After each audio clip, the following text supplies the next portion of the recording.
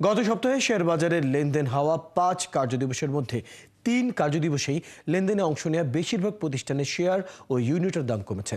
ফলে সপ্তাহের ব্যবধানে দাম কমা তালিকায় নাম লিখিয়েছে বেশিরভাগ প্রতিষ্ঠান। এতে কমেছে বাজার মূলধন। গেল সপ্তাহে ঢাকা স্টক এক্সচেঞ্জের বাজার মূলধন ৬৫২ কোটি টাকা কমেছে, তবে বেড়েছে প্রায় প্রধান মূল্য সূচক। সেই সঙ্গে বেড়েছে লেনদেনের গতিও। সপ্তাহের দ্বিতীয় ২ কার্যদিবসেই শেয়ার বাজারের দরপতন হয়। এমন অস্থিরতার মধ্যে গত সপ্তাহ জুড়ে ডিএসইতে লেনদেন হওয়া প্রতিষ্ঠানগুলোর মধ্যে ১৬৬টির স্থান হয়েছে দাম বাড়ার তালিকায়। বিপরীতে কমেছে ১৭৮টির এবং ৪০টির দাম অপরিবর্তিত রয়েছে। এতে সপ্তাহের শেষের কার্যদিবসের লেনদেনে ডিএসইর বাজার মূলধন দাঁড়িয়েছে ৬,৬৩,৭০৪ কোটি টাকা, যা আগের সপ্তাহের শেষ কার্যদিবসে ছিল ৬,৬৪,৩৫৬ কোটি টাকা।